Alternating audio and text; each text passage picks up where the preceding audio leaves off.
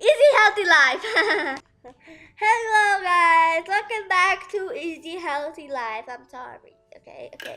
So today we'll be making a smoothie with milk, almonds, oats, raisins, and cashew nuts, and hot water. So let's watch the video.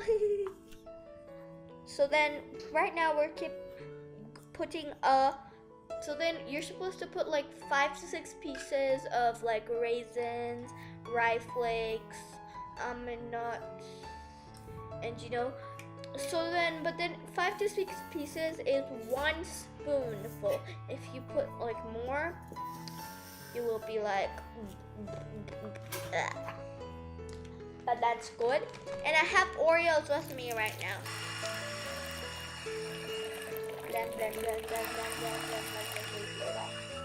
Blending my life away.